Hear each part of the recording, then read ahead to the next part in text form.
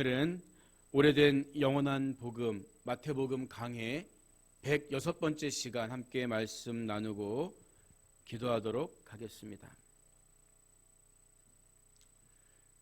예전에 어떤 분과 이야기를 나누는데 사도신경이 우리의 신앙 고백으로 적절하지 않다고 비판하면서 특히 본디오 빌라도에게 고난을 받으사 이 구절을 지적하시더라고요. 이런 구절을 암송하면 마치 예수님의 십자가 고난이 나의 죄 때문이 아니라 빌라도라는 한 사람 때문에 받으신 것으로 오해할 수도 있다는 거지요. 물론 신앙 양심을 바로 가져야 한다는 데 대한 정확한 지적일 수도 있습니다. 하지만 여러분 가만히 생각해 보세요. 정상적인 그리스도인이라면 사도신경을 암송하면서 그렇지, 예수님의 죽음은 나 때문이 아니라 빌라도 때문이야, 이렇게 이해하는 사람이 있을까요? 그렇지는 않을 것입니다. 그러면 왜 사도신경에 굳이 본디오 빌라도라는 이름이 들어가 있을까요? 우리가 복음서를 보면 예수님 앞에 종종 나사렛 예수라는 지명을 붙여요.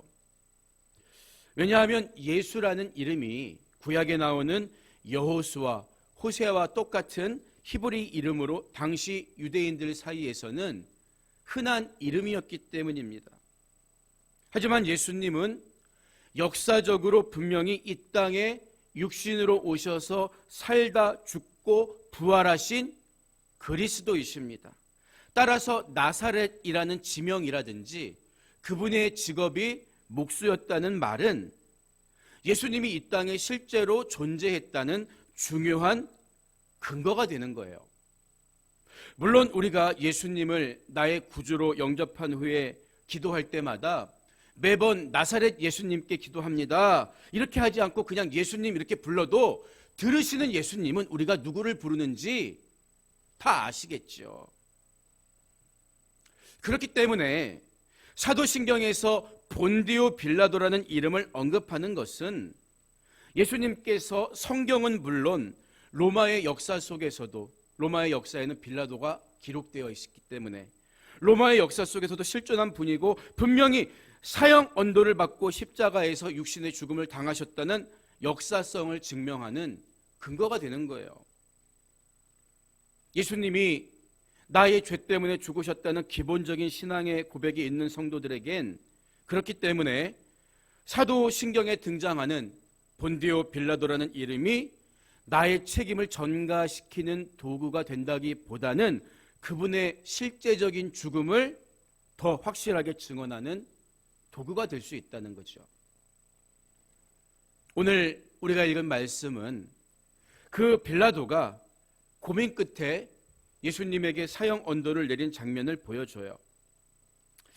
그가 예수님을 십자가에 못 박으라는 선고를 기분 좋게 내린 게 아니라 굉장히 많은 고민과 갈등을 했다는 것을 우리는 확인할 수가 있죠. 먼저 본문 11절과 12절을 보면 예수께서 총독 앞에 섰음에 총독이 물어 이르되 내가 유대인의 왕이냐? 예수께서 대답하시되 내 말이 옳도다 하시고 대제사장들과 장로들에게 고발을 당하되 아무 대답도 아니하시는지라, 이렇게 이야기하고 있습니다. 본문에서 빌라도가 예수님에게 네가 유대인의 왕이냐 이렇게 물어본 것은 산헤드린 공회가 예수님을 정치범으로 고소했기 때문이에요. 그들은 종교적인 이유만 가지고서는 예수님에 대한 로마의 사형 판결을 얻어낼 수 없다고 판단하고 예수님을 로마를 거부하고 부정하는 반역자로 몰아가고 있는 거예요. 실제로 유대인에게 메시아란 다윗 왕의 후손으로 이 땅에 와서 이스라엘의 영광을 회복하는 자로 인식되었기 때문에 스스로를 메시아, 즉 그리스도라고 주장하신 예수님에게 이런 죄를 뒤집어 씌우는 것은 어렵지 않았을 거였던 사실이죠. 그러나 예수님은 내가 유대인의 왕이냐고 묻는 빌라도의 질문에 대해서 내 말이 옳도다. 내가 곧 유대인의 왕 그리스도다. 대답하신 후에 침묵하세요. 자칫하면 로마 황제에 대한 반역죄가 성립되어서 십자가형을 받으실 수 있음에도 불구하고 계속되는 종교 지도자들의 고발과 고소의 내용에 대해 아무런 자기 변호를 하지 않고 계셨다는 거지요. 13절 이하를 보면 이에 빌라도가 이르되 그들이 너를 쳐서 얼마나 많은 것으로 증언하는지 듣지 못하느냐 하되 한마디도 대답하지 아니하시니 총독이 크게 놀라워하더라. 이렇게 기록되어 있어요. 그런데 여기서 놀라워하더라로 번역된 다우마조라는 동사 원형은 특별한 사건이나 사람에 대해 도저히 이해하기 힘든 어떤 일종의 경외감을 가지고 바라보는 것을 의미하는 단어라고요. 왜 그랬을까요? 의뢰 죄수들은 자신에게 불리한 법정 증언에 대해 적극적으로 항변하기 마련인데 예수님에게 전혀 그런 모습이 없었다는 거예요. 그래서 많은 재판 경험을 가지고 사람을 인식하고 있던 빌라도가 매우 신기하게 경이롭게 예수님을 바라보게 된 거죠. 이 대목에서 우리는 예수님께 말할 때와 침묵할 때가 있었다는 것을 발견하게 됩니다. 예수님은 내가 누구냐? 유대인의 왕이냐? 그리스도냐? 자기 정체성에 대해서는 침묵하지 않으세요. 내가 유대인의 왕이라고 말씀하십니다. 그러나 사람들의 험담과 조롱과 고소에 대해서 자기를 변호하는 것은 침묵으로 일관하셨다는 거죠. 사실 그리스도인이라고 이야기하는 우리들은 그 반대로 살 때가 더 많은 것 같아요. 많은 경우에 사람들 앞에서 내가 그리스도인입니다. 나는 하나님을 믿는 사람입니다. 밝혀야 하는 순간에는 슬그머니 침묵하고 내 개인의 명예를 깎아내리거나 근거 없는 험담에 대해서는 얼마나 열을 내면서 변호하는지 몰라요. 여러분, 그러나 예수님 왜 침묵하셨습니까? 십자가의 길이 아버지가 내미신 잔이었기 때문에, 아버지가 원하는 길이었기 때문에 끝까지 그 길을 걸어가기 위해서 침묵하셨다는 거예요.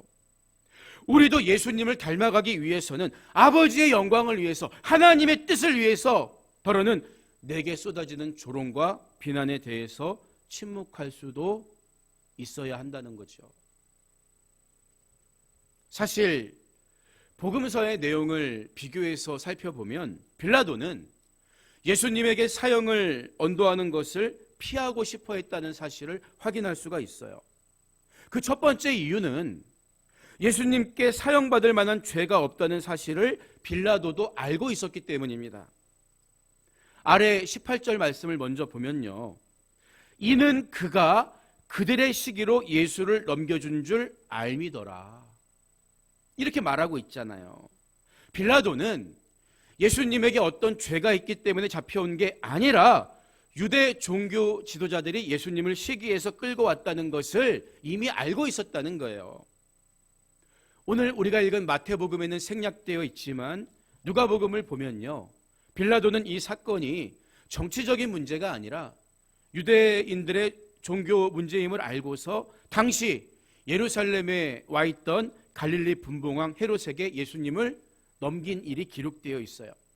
갈릴리 사람이니까 갈릴리를 통치하는 네가 재판해라, 이 얘기죠. 하지만 헤롯이 예수님을 재판하는 일을 거부해서 사람들이 예수님을 다시 빌라도에게 끌고 온 거예요. 오늘 읽은 본문은 마태가 이때의 장면부터 서술하고 있는 거죠. 유대 종교 지도자들은 예수님을 고소하는 데 있어서 완강한 태도를 포기하지 않고 군중들이 하나둘씩 법정에 모여들기 시작해요. 그래서 빌라도는 명절 때 죄수를 풀어주던 전례를 생각해내고 17절을 보면 너희는 내가 누구를 너희에게 놓아주기를 원하느냐? 바라바냐? 그리스도라 하는 예수냐? 이렇게 물어본다고요. 우리말 성경에는 해석이 조금 모호한데 헬라어 원문을 보면 앞선 15절에서 전례가 있더니 이 구절이 3인칭 남성 단수로 쓰여서 이 전례가 어떤 유대인들의 전통이 아니라 총독 빌라도의 개별적인 행위였다는 것을 확인할 수가 있어요. 이게 뭘 말해줍니까? 빌라도는 유대인들의 환심을 사기 위해서 절기 때마다 그들이 원하는 죄수 한 명을 석방해 주었다는 거예요. 빌라도가 얼마나 정치적인 계산이 빠른 사람인가를 보여주는 대목이죠. 한편 누가는 이때 예수님과 함께 언급된 바라바에 대해서 누가복음 23장 19절을 보면 이 바라바는 성중에서 일어난 밀란과 살인으로 말미암아 옥에 갇힌 자로라 이렇게 이야기하고 있어요. 마가도 비슷하게 진술하죠. 따라서 바라바는 어떤 흉악한 강도라기보다는 독립운동을 실천하던 사람들에게 잘 알려진 열심당원 중 한 사람으로 보여져요. 그래서 마태도 그를 유명한 죄수라고 이야기하는 거죠. 하지만 그는 수단과 방법을 가리지 않고 독립운동을 펼친 결과 밀란과 살인을 일삼았다는 죄목으로 감옥에 갇히게 되는 거예요. 왜 빌라도가 이 바라바를 내세워서 바라바냐 예수냐 이렇게 물어보고 있을까요? 아마 바라바는 대중적으로 인기를 얻었던 것 같지는 않습니다. 그래서 군중들이라면 이 완강한 유대 종교 지도자들과 달리 모여든 군중들이라면 당연히 그들이 좋아하는 예수님을 풀어달라 하리라고 기대했던 것 같아요. 하지만 빌라도의 기대와 달리 군중들은 이미 선동되어서 예수가 아닌 바라바를 풀어달라고 외칩니다. 잘 생각해 보세요. 단순히 선동을 당했기 때문만일까요?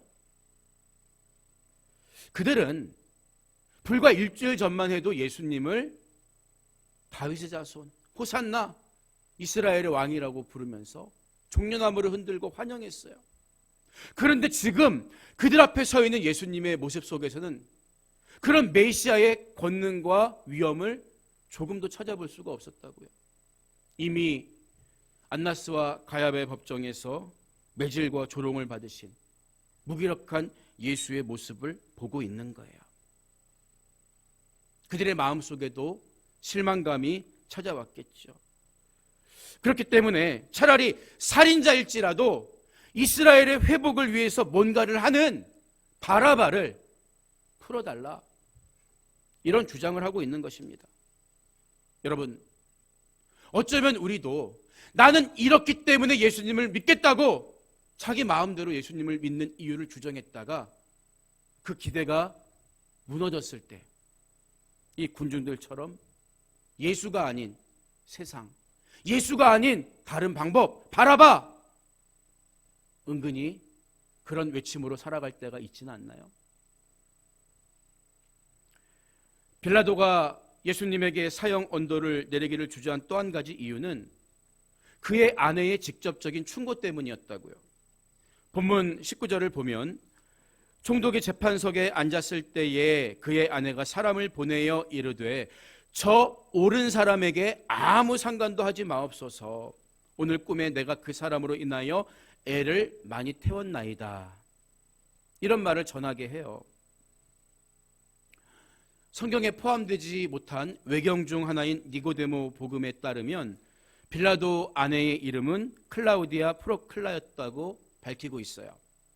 또 초대교회 지도자였던 오리게는 그녀가 나중에 기독교인이 되었다고 이야기합니다. 빌라도의 아내가 꾼 꿈의 내용이 뭘까요? 전승에 따르면 이 꿈의 내용은 천사 중 하나가 죄가 없으심에도 불구하고 십자가를 지고 가시는 그 고난받으시는 예수님이 너무 안타까워서 빌라도의 아내에게 저분은 무죄다, 이 사실을 알려줬다고 하지요. 이런 이야기가 얼마나 신빙성이 있는가 알 수 없지만 분명한 사실은 뭐예요? 그녀가 꿈을 꾸고 난 후에 빌라도에게 직접적으로 예수님에게 사형 언도를 내리지 말라고 충고했다는 사실이죠. 그래서 우리가 주목해야 하는 것은 빌라도의 아내가 예수님을 가리켜서 옳은 사람이라고 말하고 있다는 거예요. 여기서 옳다는 뜻으로 번역된 디카이오스라는 단어가 사람에게 적용될 때에는 하나님과 인간의 법을 잘 지키는 사람이라는 의미로 쓰입니다. 이 디카이오스라는 말은 하나님은 의로우시다라든지 하나님의 심판이 의롭다고 할 때도 동일하게 쓰이는 표현이라고요. 그래서 바울이 순교의 시간을 기다리면서 뭐라고 고백합니까? 이제 후로는 나를 위하여 의의 면류관이 예비되었으므로 주 곧 의로우신 재판장이 그날에 내게 주실 것이라고 이야기하는데, 의로우신 재판장이라고 표현할 때도 디카이오스가 쓰인 거예요. 빌라도의 아내는 비록 남루한 식민지 땅을 살아가는 한 유대인 남자가 끌려와 재판정에 서게 되었지만 그가 적어도 하나님 앞에서, 사람들 앞에서 흠이 없는 옳은 사람, 의로운 분이라는 사실을 깨달았던 거지요. 그렇기 때문에 이 사실을 알고도 예수님에게 사형 언도를 내린 빌라도에게 죄가 없다고 말할 수가 없다는 거죠. 평행 본문이 기록된 요한복음 19장 12절을 보면 빌라도가 예수를 놓으려고 힘썼으나 유대인들이 소리질러 이르되 이 사람을 놓으면 가이사, 로마 황제지요, 가이사의 충신이 아니니이다. 무릇 자기를 왕이라 하는 자는 가이사를 반역하는 것이니이다. 이런 얘기를 해요. 황제를 끌고 들어가면서 황제 앞에서 스스로 왕이라고 이야기하는 예수를 놓아준다면 그것은 곧 황제에 대한 반역입니다. 그러면 우리가 당신 고발할 거예요. 이런 식으로 협박하는 거죠. 빌라도는 예수님이 무죄라는 것을 뻔히 알았을 뿐만 아니라 아내의 간곡한 충고에도 불구하고 자기의 정치적인 입지와 군중들의 요구에 순응해서 예수님에게 사형을 언도하고 맙니다. 그리고 이런 자신의 부당한 책임을 회피하려고 하죠. 24절을 보면 빌라도가 아무 성과도 없이 도리어 밀란이 나려는 것을 보고 물을 가져다가 무리 앞에서 손을 씻으며 이르되 이 사람의 피에 대하여 나는 무죄하니 너희가 당하라, 이렇게 말했다고 기록되어 있어요. 여기서 손을 씻는 의식은 어떤 죽음이 자신과 무관함을 상징적으로 나타내는 것으로 신명기 21장에 기록된 말씀과 연관이 있습니다. 유대 총독으로 어느 정도 유대 종교와 문화에 대해 식견이 있었던 빌라도는 그들의 풍습을 통해 자기 무죄를 증명하려고 했던 거예요. 사실 여러분, 어떻게 보면 예수님이 십자가에 못 박혀 죽으신 것은 전적으로 유대 종교 지도자들과 우매한 군중에게 책임이 있는 것 같이 보여요. 왜냐하면 빌라도는 몇 번을 계속 사형 언도 내리는 것을 회피하려고 했기 때문입니다. 더구나 요한복음을 보면 예수님이 빌라도에게 위에서 주지 아니하셨더라면 나를 해할 권한이 없었으리니 그러므로 나를 내게 넘겨준 자의 죄는 더 크다, 이 말씀을 하셨단 말이죠. 예수님께 사형 언도를 내린 빌라도보다 예수님을 빌라도에게 넘겨준 대제사장들과 종교 지도자들의 죄가 더 크다고 예수님 말씀하셨다는 거예요. 여러분, 하지만 스스로 손을 씻었다고 해서 빌라도의 죄가 사라질까요? 그렇지 않습니다. 아내의 충고대로 예수님은 어떤 분이었어요? 옳은 사람이었습니다. 흠이 없는 분이었어요. 그러나 빌라도는 공정하게 재판을 수행해야 할 자리에 앉아 있음에도 불구하고 자기 본분을 버리고 안위를 돌보려는 목적에 따라 예수님께 사형을 언도했다는 거죠. 여러분, 사람은 세상에서는 핑계 댈 수 있어요. 공감을 불러일으킬 수도 있습니다. 어쩔 수가 없었어. 사람 다 그런 상황에 처하면 그렇게 되는 게 당연한 게 아니겠어? 동의를 구해요. 어느 정도 인정받고 책임을 면할 수도 있을지 모릅니다. 그러나 하나님 앞에서는 불가능하다는 거예요. 그래서 빌라도는 2000년 동안 예수님을 십자가에 못 박아 죽인 한 사람으로 회자되고 있는 것입니다. 그런데 여러분, 더 기막힌 사실이 뭔지 아세요? 손을 씻는 빌라도에게 나는 무죄하니까 너희가 이걸 책임져라 이렇게 말하는 빌라도에게 그래 내가 그 책임 다 질게 장담하고 있는 종교 지도자들과 군중들이라고요. 본문 25절 이하의 말씀을 보면요, 백성이 다 대답하여 이르되 그 피를, 무죄한 예수님의 피를 우리와 우리 자손에게 돌릴지어다 하거늘 이에 바라바는 그들에게 놓아주고 예수는 채찍질하고 십자가에 못 박히게 넘겨주니라. 이렇게 말하고 있습니다. 예수님을 십자가에 못 박게 한 그들이 스스로 무죄한 피를 흘리게 한 그 피값을 우리가 받겠다, 이런 말을 하고 있다고요. 여러분,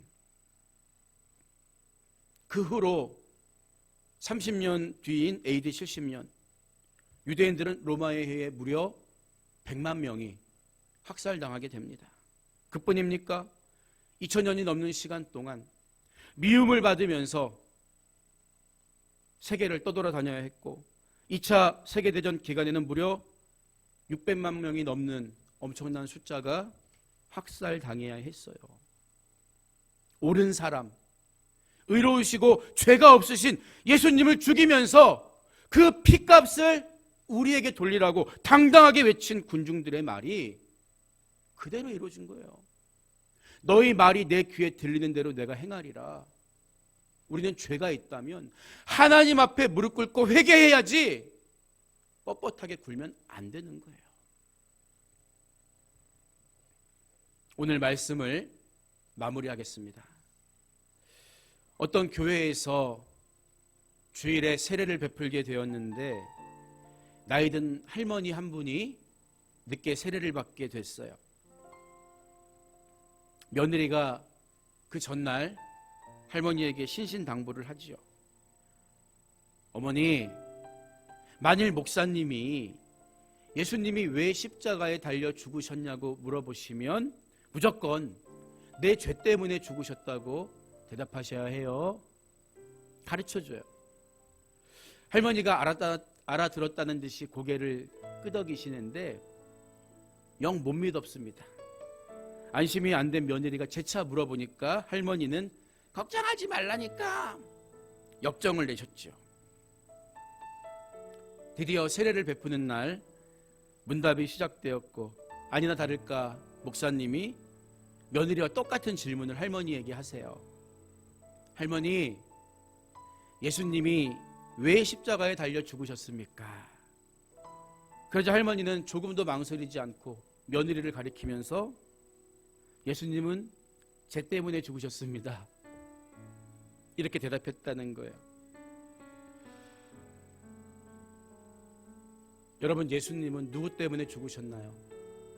가롯 유다 때문에 십자가를 지신 것도 아니고 유대 종교 지도자들이라든지 빌라도 때문에 십자가를 지신 게 아닙니다. 바로 우리의 죄 때문에, 내 죄 때문에, 죄값은 사망이기 때문에 우리를 구원하기 위해 아버지의 뜻에 따라 십자가를 지고 목숨을 주신 거예요. 여러분, 이 사실을 인정하십니까? 혹시 내 안에 빌라도와 같은 우유부단한 모습이 있다면 우리는 돌이켜야 합니다.